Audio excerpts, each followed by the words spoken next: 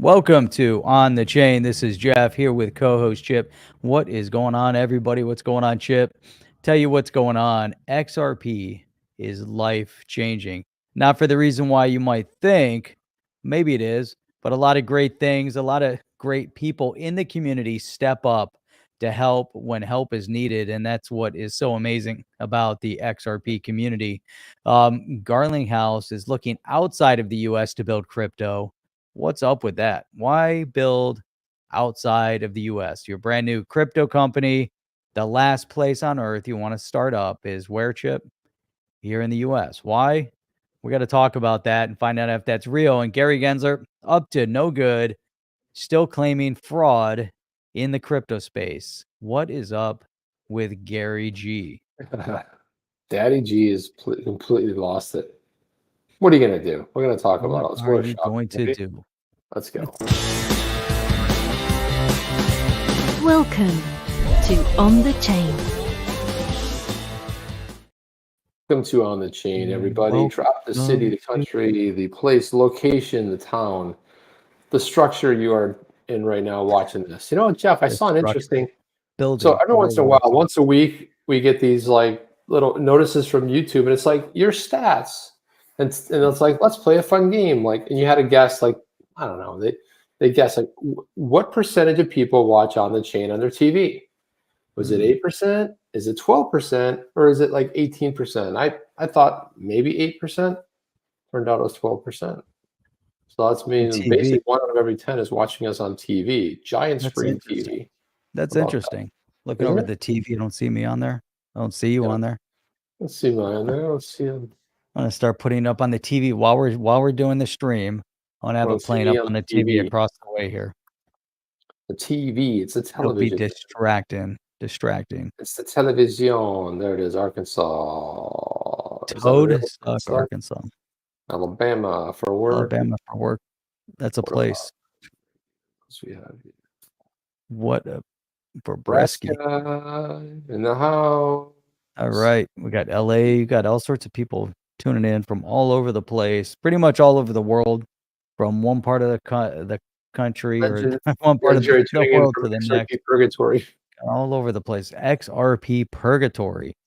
But Chip, there's so much going on in the space all the time, every day, all day. And the YouTubers, I'll tell you what, I was watching the one YouTuber and I'm trying to figure out why there were like 600-700 people watching him. And he was talking, he's in the XRP space. And I just don't get it. Some of these people I don't get, you know, but I've realized outlandish stories. XRP has a secret. It's like, doesn't even make sense. XRP has a secret contract with a government agency, and everyone's like, well, what is it? First of all, XRP doesn't have a contract with anybody. Like, I'm just making it up, but this is exactly how stupid this stuff is. It's all ridiculous, Jeff. Every bit of it's dumb. It's as ridiculous as Gary Gensler is. Yeah, and we'll get into that. You want to know something? CBDCs, right? So I saw this, and I got, because I keep showing up in my feed, CBDCs. And they're like, you don't understand. It's much further along than we expected. The G20 is already putting into play the CBDCs. And I'm always like, not here in America, people. It ain't happening here. And they're like, oh, yes, it's happening everywhere. I'm like, okay, Canada, check. They already they basically threw in, they're done. Canada just gave in, right? Germany Germany at one time was the powerhouse of Europe. It was well, I mean, first of all, manufacturing, everything, all good design, anything that was made came out of Germany. You know what they've done? They've destroyed it. You want to know why? Because of the Green New Deal. They shut down all the nuclear plants. They shut down all the power. There's not even going to be power to heat people's houses. And you can't use this. You can't use that. Nope. And it's going to sink down. You want to kill a country like a powerhouse like Germany? They're killing it. Well, it's all on purpose. It's not an accident. It's all on purpose. And they do want to move everybody over to a centralized, controlled asset to spend your money or to tell you how you spend your money and to punish you if you're not spending your money according to the way they want you to spend your money. So imagine you do something was reading an article, and they used the jaywalking as an example. So imagine you jaywalk and you get caught on camera. And so they were using how it works over in China as an example. I forget what video it was on. I can't even remember now. They go by so fast. But imagine you get caught, right? And it goes into the AI system. And then from that infraction, they immediately charge your account. And then it shuts down your access to your funds. Whatever the infraction might be, they have full control over you. Plus, they can embarrass you with social scoring and all these other things. So imagine that you give them just a little bit of power, over that.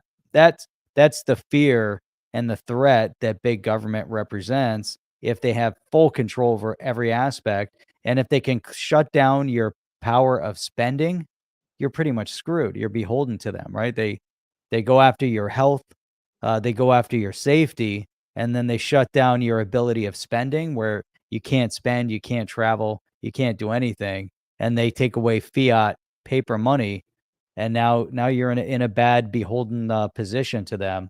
And it seems like that's the direction they, many would like to push. And maybe it's not a small group. Not everybody's bending the knee, Jeff. Not everybody's going to bend the knee to the globalist elite. But seriously, you want to hear somebody that's not?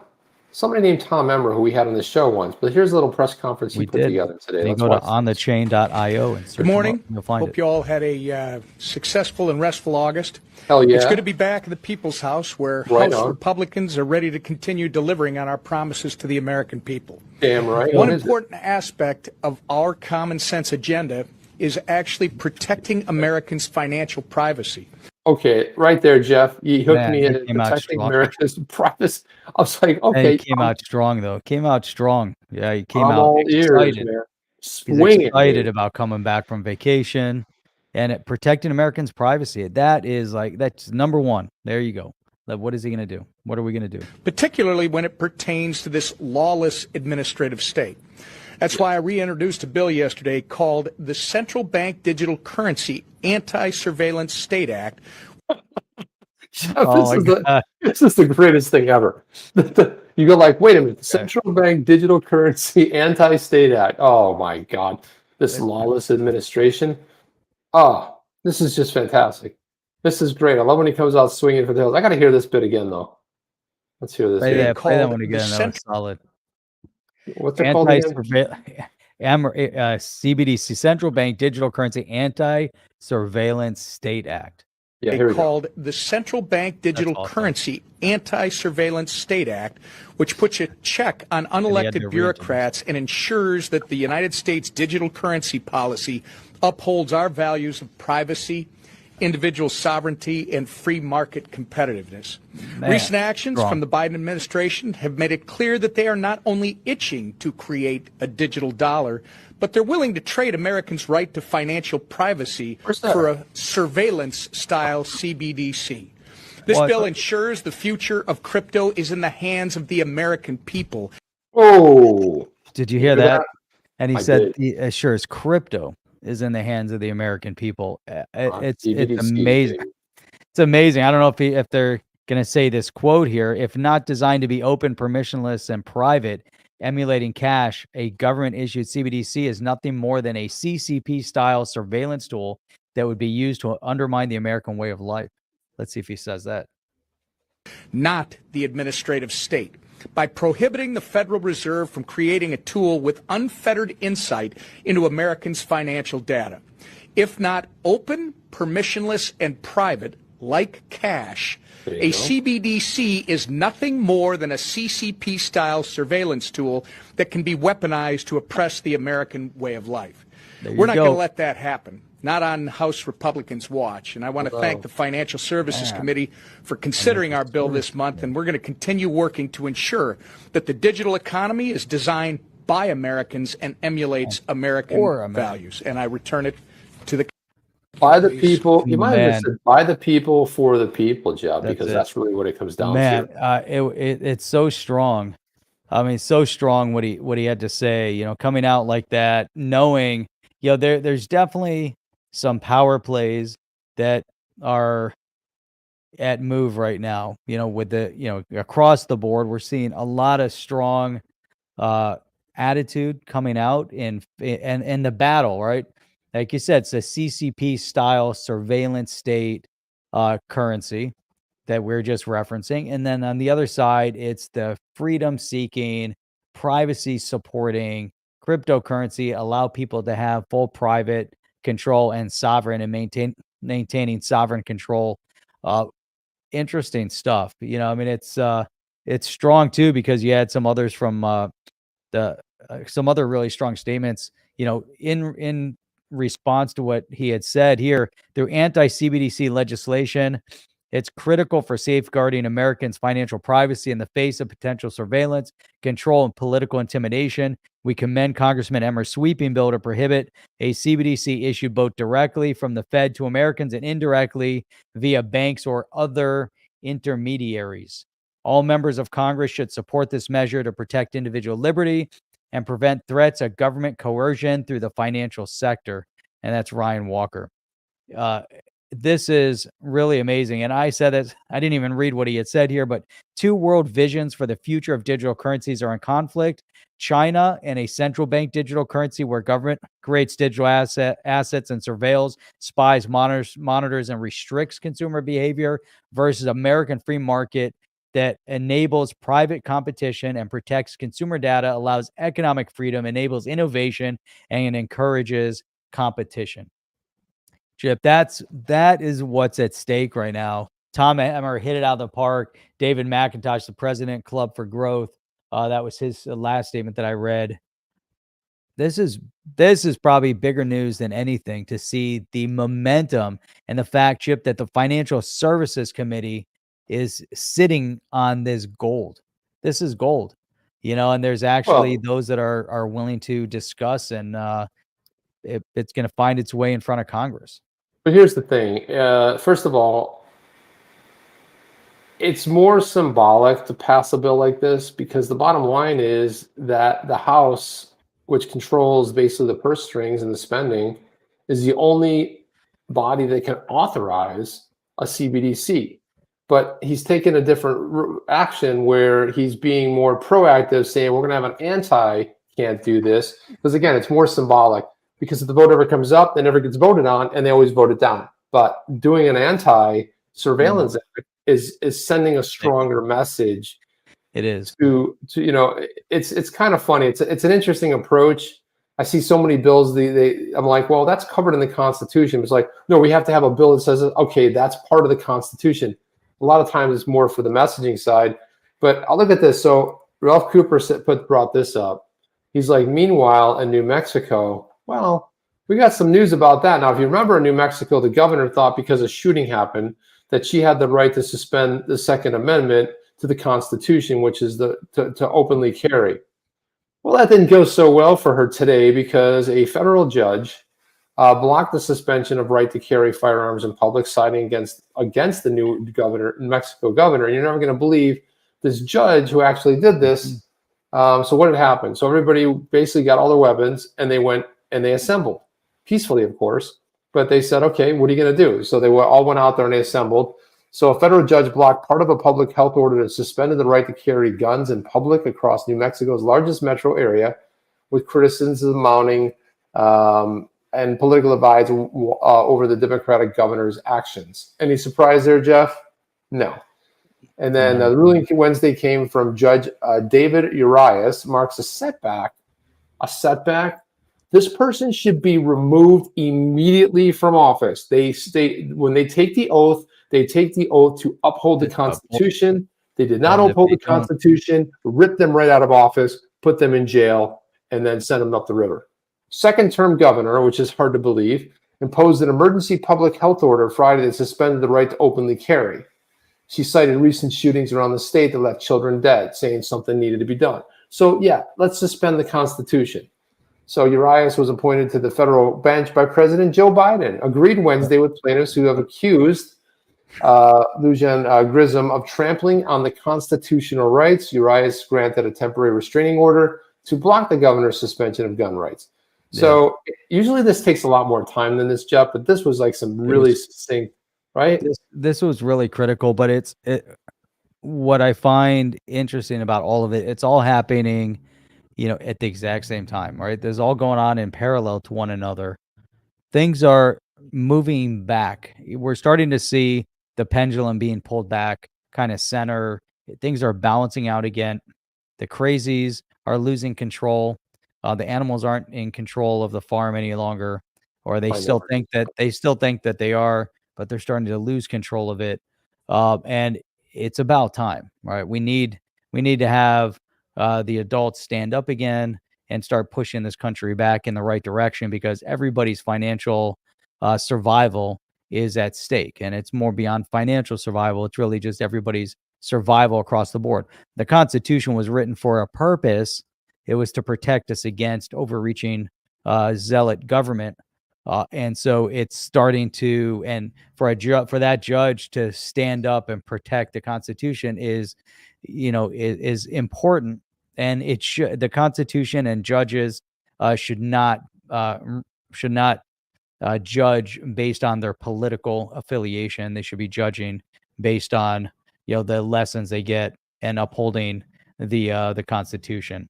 So that's key, Chip. That's really key. And it's interesting too, because how does Tom Emmer, he started talking about the unelected bureaucrat, right? And so here we have unelected bureaucrats, we have appointed bureaucrats, we have appointed judges that are appointed.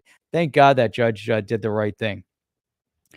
Kind of puts the whole, Biden principles of, and what they're trying to accomplish, kind of puts that in check. It doesn't put Gary Gensler in check, though, because Gary Gensler is still a little bit out of check. No, speaking of Gary Gensler, let's take a look at this next story. So I don't know if you've ever heard of Stoner Cats, but it's an animated series, and it was they're NFTs. NFTs were sold to sort of support this, and it's like these little fun little cats, whatever, These are cool. They're cool, right? They're cool little things and stuff like that. Well, unfortunately, I don't think I can play them because of, we'll get in trouble. We can't play them. But anyway, just kind of show you that, they're stoner cats. You see what I'm saying? They're getting stoned right there. They're just, there's some funny project that was invented by Mila Kunis and her husband. This is Ashton Kutcher. Yep. And Ashton Kutcher, you guys remember, famously sat on Ellen DeGeneres' couch and gave away XRP, right? Well, here's what happened. Here's womp, womp, womp. Mila Kunis and Ashton Kutcher, Stoner Cats NFT must sober up, the SEC orders. So the SEC, so this is a Stoner Cats NFT associated with the cartoon, including the voice talent of Mila Kunis and Ashton Kutcher. Actually, turns out they were unregistered securities, Jeff. Did you know that? I did not, but these guys are funny.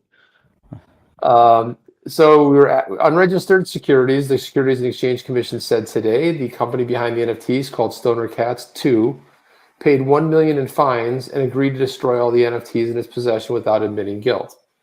They bent the knee, Jeff. So this is what happens when the SEC comes after the stars. They say, like, and the problem with something like this is they're an easy target, right? They're just having a little bit of fun. It's not their main gig. They pay $1 million and they get out of it. But what happens? It sets a precedent for now. Gary douchebag Gensler has a ruling on an NFT project because they sold NFTs. And this is that weird gray area where we had Crypto Mom weigh in on.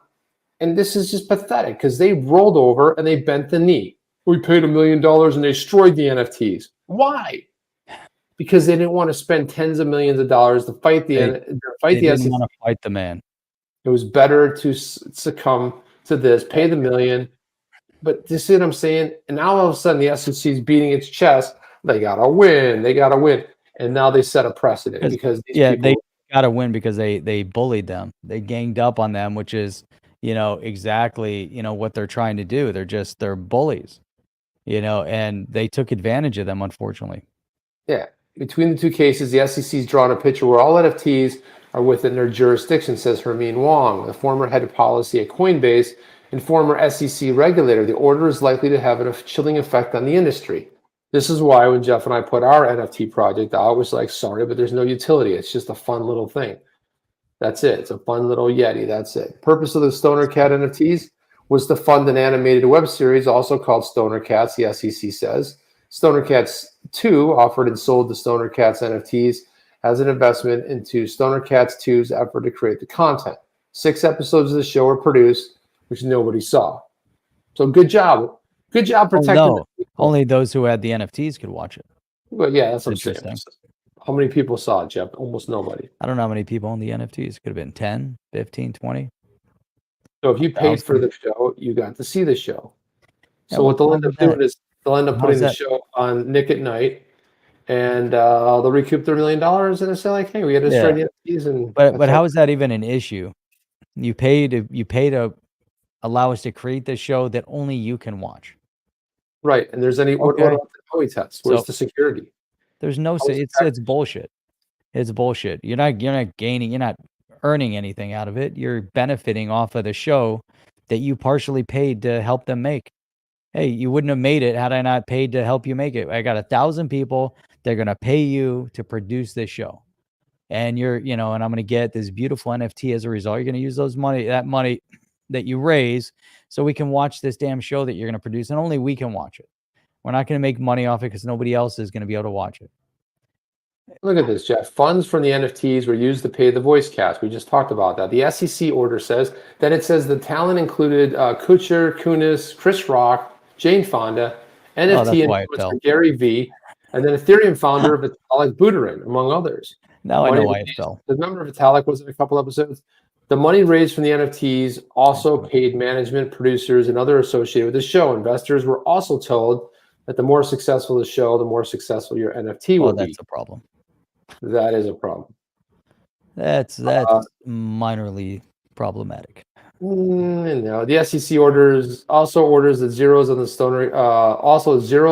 on the Stoner Cats royalties, and this is the part that is particularly troublesome for other NFT projects. The Stoner Cats NFTs were configured so that whenever one of the NFTs was resold, Stoner Cats 2 received a 2.5% royalty. These royalties created incentives for Stoner Cats 2 to encourage individuals to buy and sell the Stoner Cat NFTs in the secondary market. The order reads, if the Stoner Cat show is successful, the price. But that's not the problem. They're misreading this one. It's not the royalty.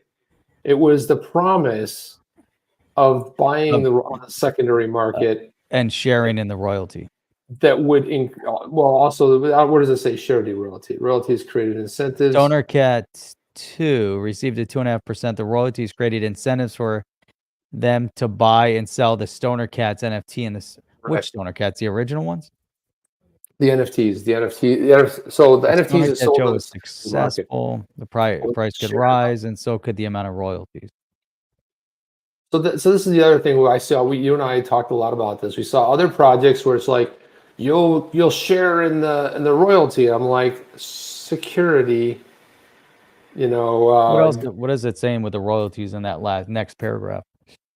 Royalties are associated with many NFT projects, and among the draws for the artists who might consider NFTs. In the ordinary art market, the artist receives nothing from the resale of their artwork, and possibly getting a cut when the work was resold was a big draw. But some exchanges, such as OpenSea, have dropped the royalty cut completely. Even more troubling is how artists and creators are supposed to interpret this, said Wong. The SEC didn't issue guidance. They didn't issue guidance because there is no guidance. So what are you going to... There's no violation either. If you're earning the royalty isn't the issue. It's the promise of paying out royalties if one project earns royalties and you're promising the owner of this project a percentage of those royalties. That's the problem.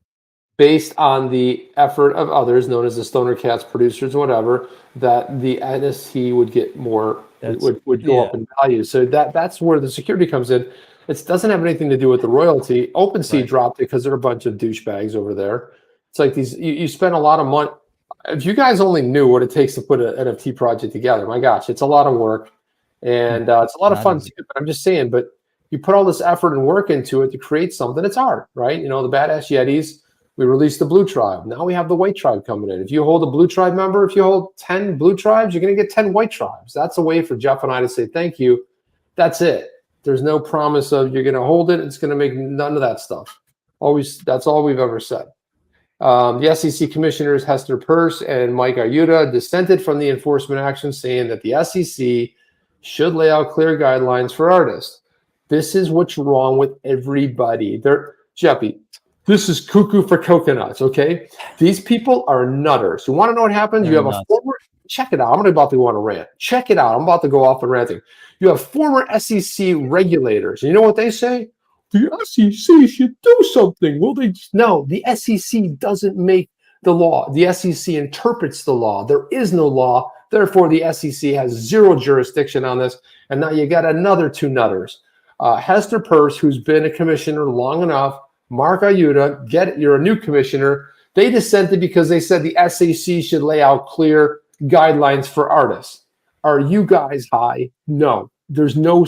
What is the SEC going to lay out? It's Congress that lays it out every single time. We heard people in Congress go, grilling Gary Gensler saying, you should do something. No, you in Congress are the ones that do something. It drives me nuts, Jeff. It's like these people, just dumb and dumber, can't figure it out. They want the SEC. Oh, they dissented because this is wrong. Well, what's the right thing to do? We should make rules.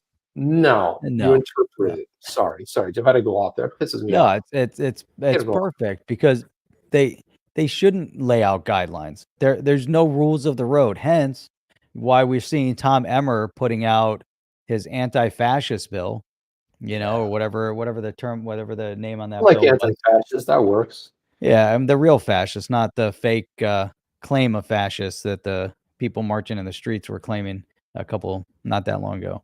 But it's out of control. It's so out of control. The SEC is meant, like you said, to follow certain guidelines and operate within their jurisdiction. There's no claim whatsoever that any of this falls under SEC guidelines or jurisdiction. So if it's not under their jurisdiction, how in the hell do they write guidelines for artists? How are they gonna do it for artists? They don't understand the space. Gary G doesn't understand the space. Hester Peirce doesn't understand the space. People in Congress don't understand the space. But the only way we're going to get a clear picture per rational thought, as you just said, is when Congress helps, provide a little bit of clarity in this space. Why is that so difficult? I mean, that's so crazy. A little crazy. Man, oh man. I mean, those Star Wars collectibles didn't offer resale for Lucasfilms, which seems like a significant difference. It didn't exist. It wasn't a possibility. How about music? Oh, wait a minute. How about actors that act in movies or in TV shows? Don't they get royalties off those shows for perpetuity? Not perpetuity. Perpetuity. I don't know. I can't say the word. Perpetuity. Perpetuity. I like perpetuity better. Let's suspend perpetuity to perpetuity. Perpetuity. So for perpetuity, I mean, by the way, I have my original musicians get every time you put it up on the radio. I have a full set of yellow, red, and green Star Wars original cards from 1977. And a couple of them are autographed by Mark Hamill, because you guys all have told the story that I used to work with Mark Hamill on a show that aired on CNBC as the creative director called .com back between 95 to 2000. And that was something. That was a lot of fun. Perpetuity. There we go. I got those somewhere. I think I've shown them here. Got to bust those out. Opportunity.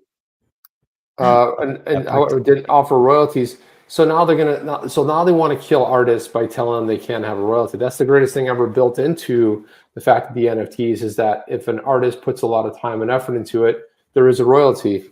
For us, just like anything else, if I say you buy one, you get one free, is that a security? You go a BOGO sale, you buy one, you get one free. You know what I mean? This is for people that are currently holders, and it's just it's a simple thing. So I know somebody put that somewhere in the chat there. Man, it's just getting to the point where it's getting pathetic, ridiculous. You can't do anything. They want you to rub your hands in everything. It's always in your pocket. It's always, trying to throat punch you with everything. Take. Yeah. Meanwhile, the banks are getting away with murder the last 3 to 5 years, right? Getting away with it, So, Jeff, I'm glad you brought that up. But before we do that, before we get into that, though, let's just see what Jeremy Hogan said. He said, with all the fraud and scams in the crypto world, the SEC decides to spend its and our time and money going after an animated series that crowdfunded by selling NFTs, whipping a dead cat. Here it is. There's the whole sort of this is ridiculous, Jeff. The SEC is now picking which NFTs are securities. When will the insanity stop? The problem is, Michael, the insanity doesn't stop, because if we come over here to decrypt.io in this beautiful article here, Gensler slams crypto markets as lawmakers raise questions about Bitcoin ETF, right? I thought he was already put in his place, Chip. Wasn't Gensler put in his place over this whole thing? Put in his place. Just release it already, you morons. It's so crazy, right? The banking subcommittee, what he needs to see in filing, so they were hammering him. Look at him with the hand motions again. This is the guy that they want to help, that Hester Peirce saying should be in charge of creating some guidelines for NFTs. All right. It's crazy. We look at this. Here he is. He continued to slam the crypto industry during a Senate hearing with lawmakers, but refused to give any hints on where regulators would go with the long list on Bitcoin spot exchange traded fund applications. Here, referring to a federal judge bombshell decision last month to side with Grayscale over the SEC, asked Gensler what the body needs to see in filing a spot ETF. Here, he scrutinized the crypto industry, consider diversifying with blah, blah, blah. Oh, what is this? An advertising. How'd the ad get right in the middle? I fell for that earlier. Gensler told the Senate Banking Committee Tuesday that the SEC was still reviewing the decision. We have multiple filings around Bitcoin exchange traded products. So it's not just the one you mentioned. He goes in, and then here's where he gets crazy. He kind of loses a little bit here. So he goes into, let's see here. Gensler today reiterated that he thought the industry was a wild west of non-compliance. It's a field which is rife with fraud, abuse, and misconduct. And you're not going after any of it. You're going after Stoner Cats NFT animated series. Right. Yeah. This is who he's going after. So he says, under his watch, the top regulators cracked down hard on the digital asset industry, hitting major crypto brands like Coinbase, Binance, Kraken, and other lawsuits. So we see that. But his point is there's fraud, abuse, and misconduct. And he hasn't really come after those companies for fraud. There's really no companies that he's come after aggressively on fraud. But over the past 2 or 3 years, who they have come after for fraud? Let's see. Big banks. $500 million settlement puts Wall Street on notice. That was August 30th of 2023. A nearly $500 million settlement agreement by 4 investment banks over control of the stock loan market is prompting changes to bank practices and warning the industry to take antitrust violations more seriously. And, so we got that. Oh, wait. Bank of America, this was in July, pays $250 million for illegal fees and fake accounts. Oh, yeah. Wait a minute. Here's one from the Office of Public Affairs, U.S. Department of Justice. Wells Fargo agrees, this was 3 years ago, agrees to pay $3 billion to resolve criminal and civil investigations into sales practices involving the opening of millions of accounts without customer authorization. Oh, wait a minute. Here's another one. CFPB fines U.S. Bank $37 million for illegally exploiting personal data to open sham accounts for unsuspecting customers. Must be the crypto industry is fraught with fraud. It's fraught with all sorts of fraud. Here's one. Look at those cool shoes. TD Bank reaches $1.2 billion settlement in Ponzi scheme lawsuit. Now, that was in February. Oh, look who it is. Look at that. They're going to pay for alleging its involvement in infamous $7 billion Ponzi scheme orchestrated by disgraced financier Alan Stanford. That wasn't that long ago. Remember that happened? Here's another one. CFPB action to require Citizen Bank to pay $9 million penalty for unlawful credit card servicing. There were so many of them over the years, just in recent years. It's crazy. It's crazy how many penalties, fines for fake accounts and fraud and corruption and deception, deceptive business practices, all that. These are the banks that we trust, and we're putting our money in, and we're doing business with on a regular basis. We have business accounts, we have personal accounts, and then Gary the fraudster comes out, and and who does he attack? Who is he coming after? He's coming after crypto. He's coming after high kitties or whatever that was called. Stoner Cats, close enough. Stoner Cats. I'm kidding. You're in the neighborhood, Jeff. Well, I was close. Right? It's crazy. It's insane to say, but it's the way he says it. And what's her name over there? Elizabeth Warren, they're all so focused on the fact they make it sound like crypto is the only industry that has fraud. Not banking, not any other industry. But here they are, big banks, one after another, after another, after another, caught up in fraud and deceptive practice. But it's the crypto industry he's concerned with because it's the wild west of non-compliance. Wait a minute. There's rules and regulations over banks, and they're all committing fraud for non-compliance. Wild west in the banking industry. Hydroponics Alan wants to know who's going to New York City. Well, the best I can tell, you are, dude. That's about the only person I know that's going to the proper party by a $15 billion blockchain company that didn't even check to see if somebody had a XRP in a wallet or NFT gated it. But they let anybody, and I'm not talking about you, Alan, I'm talking about the people that I've heard are going, they don't know shit about Ripple. They've never heard of Ripple. People signed up their entire families. Somebody reached out to me and said, yeah, I get a bunch of people in my family. They may not go. Well, here's what's going to happen. They're not going to. So you're the first person that I know that's actually going. I know Baba Kug said, I'm dropping out. He was trying to get a +1 to go with. And then he realized that you can't get a +1 because, oh, that's right. You got to use your real name. You can't use a fake name. You can't use very hydroponics, Alan. You got to put your birth date in there and they're going to check all that. This whole proper party properly pissed me off in a big way. And it's just, it's a crying shame for the people like Rob Licker, Rob McDermott, OGs in the space that deserve to go to this party that aren't going. I mean, Jeff and I, we're not going, who cares, right? But guys like Rob Licker, who's been an OG around here forever, Rob McDermott, an OG forever, who actually bought airfare, but can't go to this. Why? Because somebody in New York said, like, hey, it's a free party. Go tell everybody you know and let them sign up. And then I go on the website and it's completely broken and doesn't work. But it's a party that, there's going to be 2,000 plus people there. Average, I don't know. We'll have the real proper party down here in Miami. That'll be a proper party. Right. That's the only way to have a proper party, not in New York. Proper parties in Florida.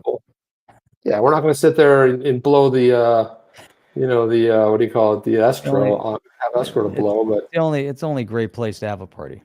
Mr. Garlinghouse asked me to do Jello shots with him at the New York City victory party, but I graciously declined. Mark, listen, graciously declined. That's too funny.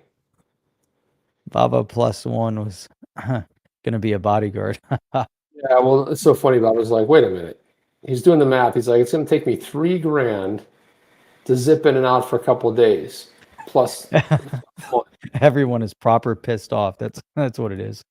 Love these guys. FTX jumps all those coins. I wonder what's going to happen. Oh, drops all those coins. What's going to happen in the market? They're talking about doing that too. They have a lot. Well, the judge just okayed it today. Do you think they're going to wait for the market to go up? No, they're going to dump them as soon as possible because they don't give a rat's behind. Yeah, but if they dump them, then the market will recover. They'll come back. Yeah. Well, here we go, Jeff. I don't know. Jeff, I'm putting on the proper party for those of us who are still holding. That's right. How many of those are going to be holding? Proper party, Jeff.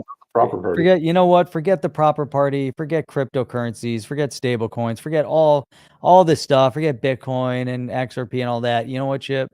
The future is in flat coins. Is it? It is. You know what? A flat coin, Brian Armstrong is all behind it. Flat coins are a type of stable coin designed to move in line with inflation instead of being pegged to a currency or asset. This might be one of the dumbest things I've ever heard, but please. I'm trying to go on. Flat coins are the next iteration of stable coin. Stable coin. Coins are the true Can't talk today. It's the true shit. It's a new thing on the horizon. That's what it is. There's a couple teams working on it. We're not building something in the realm yet, but we're interested. Flat coins, it was mentioned by ex-Coinbase CTO Balaji Srinivasan in 2021. They're designed to move in line with inflation. We read that already. It's not the first time that the CEO's talked about it. He's talking about some ideas. What are they? They're a type of stablecoin designed to track with inflation as opposed to stablecoins, which are pegged to nominal value of a currency. who wrote this damn article? It's like they've repeated the same thing at least 1,000 times. I haven't even got through to the gist of it. By tracking inflation, it is argued flat coins offer better retention of value than stable coins, offering a better return on their investment. This is where it becomes interesting because global inflation has risen sharply over the past 2 years, according to World Bank, meaning purchasing power of a currency has declined. But since they're staking it to the inflation rate, your currency maintains its value. Your flat coin will maintain the value according to inflation. How is that possible exactly, on Jeff? 1-to-1.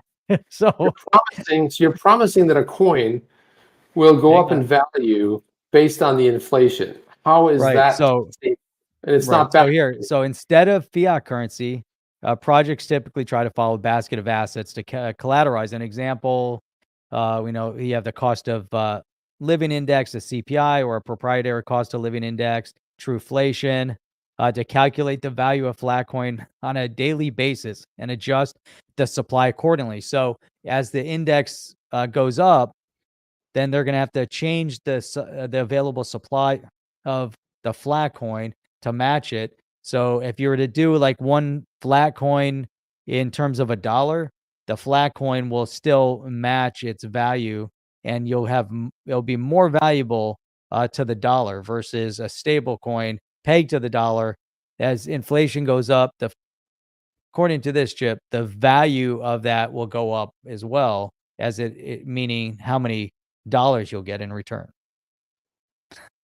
All right. So the first thing is like so let's see. The Federal Reserve mints a pretend amount of money that doesn't exist. It's backed by nothing other than the fact that inflation. Inflation. Now you've got a private entity that wants to go and pretend that they're the Federal Reserve to mint magic coins that are not pegged to anything but represent the inflation. I don't see anything wrong with that, Jeff. Sounds like it's perfectly sustainable, and there's nothing, no danger there of anything of this coin value collapsing. It's pegged to nothing. So here we go. So he added that the current stablecoins take consumer deposits and invest them at their discretion. When market conditions are good, they make billions in profit. I don't know how you're making billions in stablecoins, but when market conditions are bad, users are holding depegged stablecoins. This means users are taking all the risk while the big boys are taking all the returns on the risk. He explained, adding the best case scenario is that nothing blows up, but their purchasing power gets eaten away by inflation. That's why they're attractive. Not only do they protect purchasing power, but they also reward users for the risk they take. And it kind of goes into their challenges and on, not enough. But there's all sorts of things that are going on.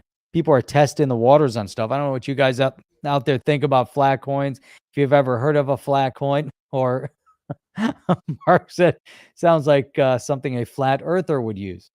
I think that's probably a good idea. If there's a flat earth, there should be flat coins. By the way, Jeff, can we bring flat earth to the program?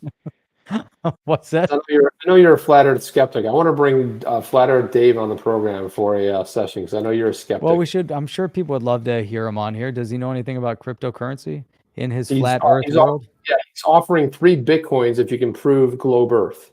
Okay, let's bring him on. There's a 3 Bitcoin wager, if we can get him on the show, that supposedly he has it out there in the public. You have to be able to disprove his theory. No, not his theory. You got to prove globe earth. He wants you to be able to prove it. So this guy, if we can get him on here, Chip will work on it. I'll book him. So you have to prove that the earth is round. And you can't do it by showing a globe sitting on your desk, because that wouldn't be enough proof. You'd have to use science. We'd have to use some math and science to show him that based on visible light and the bending of light around objects, which is what you could prove something is round, and the movement of it in a globe-like structure. So we'd have to prove it to him to win 3 Bitcoin. Who's in? Who wants to do this? Who wants to come on there and make it happen, Captain?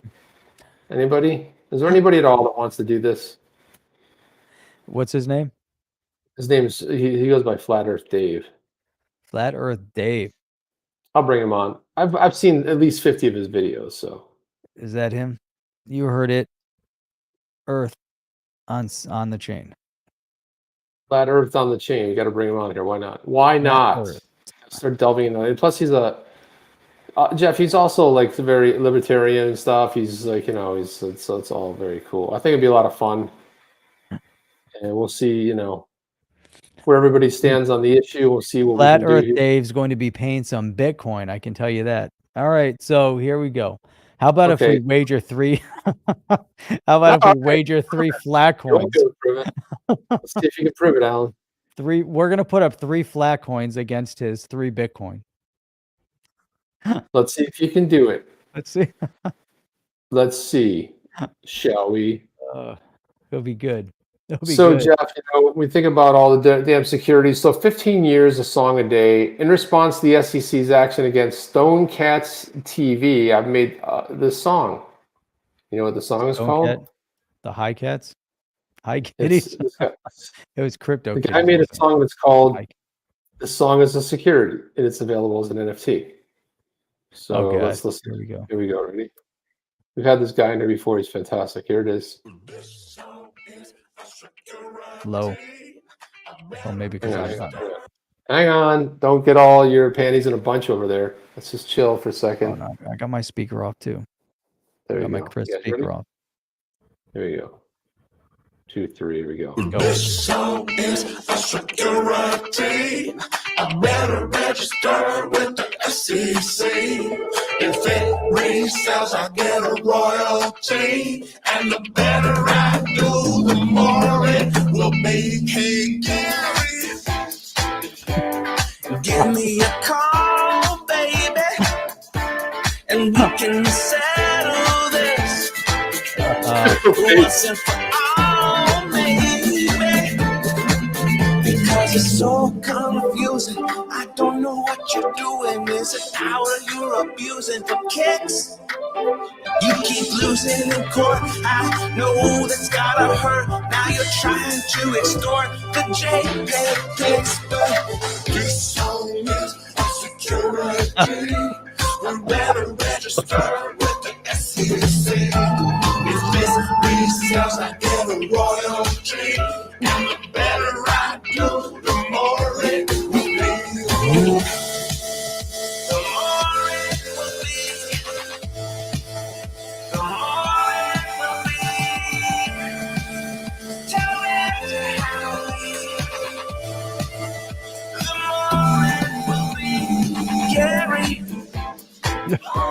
Come on, walk me through this.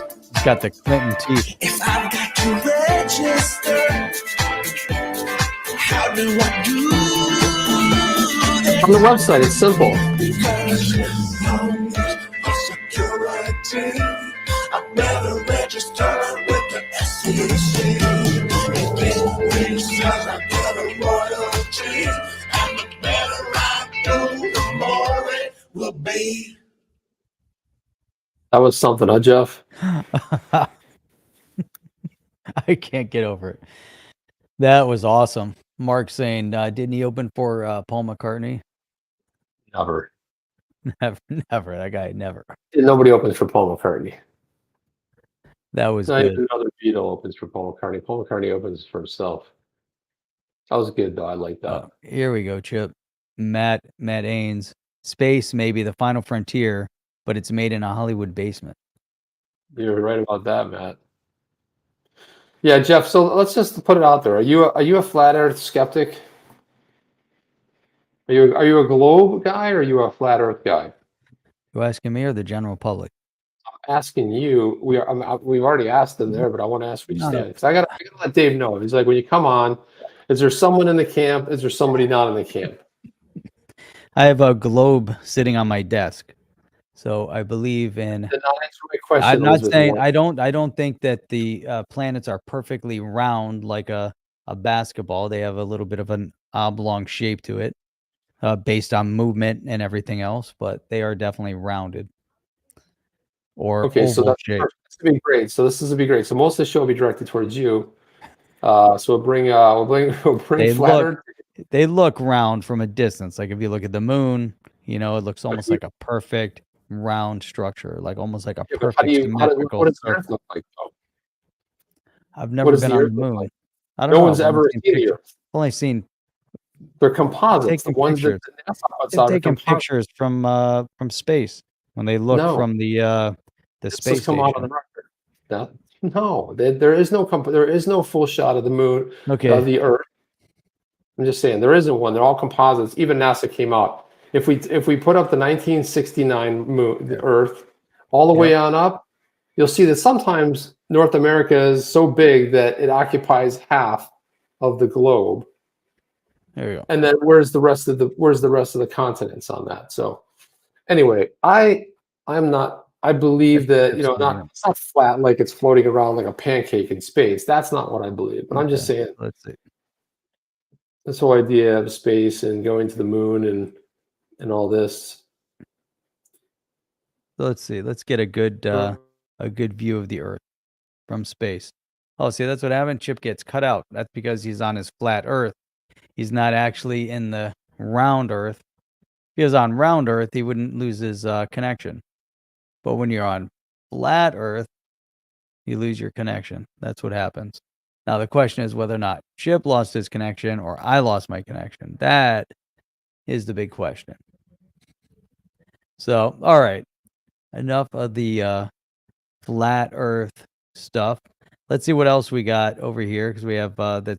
I like that video was really good. We led with the Emmer security talk. Let's see. Here we go. Here's another one. We got to open this one up. Here we go. This tweet was not open, but a lot of stuff going on here. Now, you know what I find interesting? What are we talking about here? This was from Mickey B. Fresh. Crypto Eddie commented on this also. Let me pull this over here, see if Chip comes back while we're doing that. Apparently not. Apparently we lost Chip altogether. He's out there somewhere in flat Earth floating around. So, all right, here, let's pull this up. Chip is now gone, not just frozen. So here we go. We've got, so here's, find this interesting. So this is just posted here. Decentralized, this is Crypto Eddie. Decentralized assets like XRP cannot be price set. Price is determined by supply and demand dynamics in the global open market, sometimes with influence factors like trading sentiment, adoption, news, and liquidity. The deceptive, false pricing hype shared by people, let's get the whole thing open here, who know better has unfortunately reached unprecedented levels. And to Crypto Eddie's point, that's a solid, really solid point, actually. And overall, over the years, we've seen hype and FOMO have definitely pushed the market. Bitcoin, as first mover advantage, has pushed the market. As Bitcoin rose, most of the assets rose, and that's been an overall trend. Obviously, the market's in development. We talk about a lot with the institutions and the governments, and everything is kind of restructuring in order to accommodate the direction that the crypto market is moving in. And so, in this scenario, we have individual, and obviously it's been part of maybe the fun of the space. We see a lot of videos, building up the hype. Will XRP get to whatever dollar amount? Does Bitcoin go to 100,000? Does it go to 5? Does it go to 1 million? Does XRP reach whatever number? And then some are believing that it can be manipulated and the price fixed and set. So, I think it's interesting that Crypto Eddie brings that up. And this overall, discussion I thought was interesting because here, obviously, there's been price setting on other goods and commodities. Obviously, OPEC is, and it's interesting because OPEC has been a price setter and manipulator of pricing of oil, mainly based off of how much they brought to the open market in past years. So I think that that's interesting that he's, to hear this conversation kind of goes, to that point. Setting the price could be done artificially. Here's again, speculative example. Say OPEC decided to say we'll trade 1 barrel of oil for 1 XRP. The arbitrage opportunity will almost immediately bring XRP's value to the fair market value of a barrel of oil, an artificial set price. So this conversation just kept growing and growing from, all sorts of different directions as you start getting into it. Uh, so I'm trying to stay kind of focused on. So Crypto Eddie here, granted, artificial price setting has been tried, but if the price is above the equilibrium level, then the quantity supplied has always exceeded the quantity demanded. Excess supply or a surplus has been the result in the crypto market. You can't ignore arbitrage. In a global market, the principle of arbitrage comes into play. The commodities price is artificially high in one region due to price fixing. Arbitrageurs, I don't know how to pronounce that word, will exploit the price differential by buying in the low price region and selling in the high price region, which will quickly eliminate the price disparity. And we've seen that happen as well as on the different exchanges. You'll see values offset, and then you'll have individuals, whether they're writing bots to trade or what they were doing, different programs to arbitrage on the different exchanges. So a lot of stuff in the market, but it all kind of started the one that Chip had posted. See if we can get back to it with Mickey B. Fresh also commenting here. I wholeheartedly agree and feel strong on this as well. I can't believe we're still talking about that. Talking about this. David Schwartz is screaming from the rooftop for 2 years about how AMMs will harvest volatility for yield. That's a solution for the volatility concern. Just because some people can't understand that doesn't make it okay to continue to contradict literally the co-creator of the XRPL and his 10-year-old vision. It's starting to become insulting and disrespectful because it's blatantly ignoring the fact that the price set theory is based on certain false assumption and disregards everything else. This is a super long article here. It would have been good to dissect it a little bit with Chip on, and you guys can throw in some comments.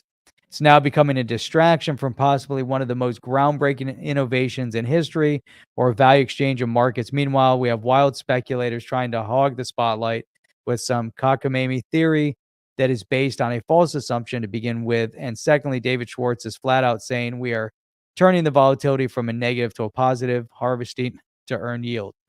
I mean, this guy goes on and on and on in this commentary and discussion here. Well, what do you guys think? Do you guys think that the speculators out there, or there's deception and the price hype, that there's price setting or price fixing? I find this is the best part of really trying to look at some of the hype in the space and where the FOMO comes from, and maybe some of the concern, but it exists in all markets, right? We definitely see it in stock, and the mass media is very guilty of trying to price manipulate.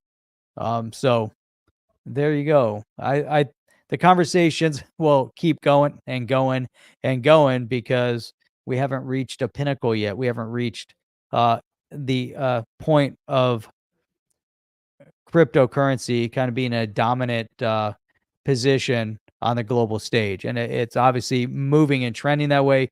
Where the price points end up, I don't think anybody really knows, just based on previous experience over the past couple of years and the expectation of trend of where Bitcoin's going, and all the big institutions that are prepping for it and governments that are readying their tax machine for it to help regulate and provide that space. Tom Emmer talking about it because there's so much conversation over the directions we're going in. Central bank control, or does it go back to the people? Crypto is in the hands of the people for the most part. Maybe that's where it needs to stay. Maybe that's the direction the whole world wants to go from a financial position. And I think it's probably the right way. It's probably good, even though countries still need to have some sort of sovereign control over their sovereign currency. So DNI is saying, late for the show. You're definitely late because we're about to wrap it up. But DNI made it in here. It's always good to see DNI show up. It's great to have you here with us. You guys are great. We have some of the best and brightest people in all of YouTube crypto space. And so Epitalk saying we're going to the moon. Oh yeah, we're going to the moon. it's definitely, churning and burning. I think the engines are getting ready to be lit on fire.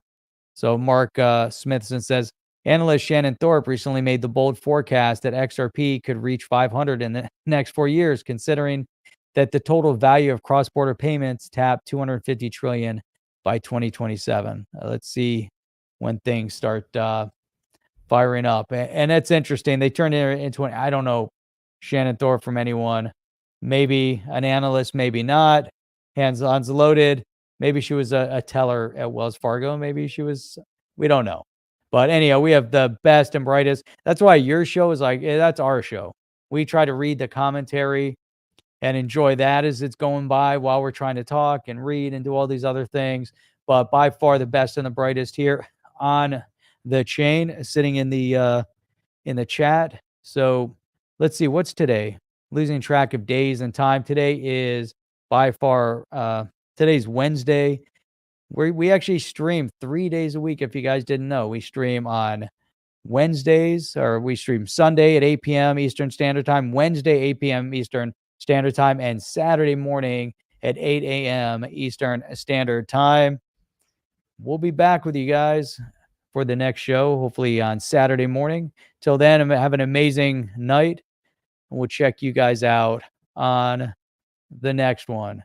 See if I can get the outro. Where is it? There it is. I'm out of here. Are you down with OTC? Please like, subscribe, and click the bell to be notified when the next video drops.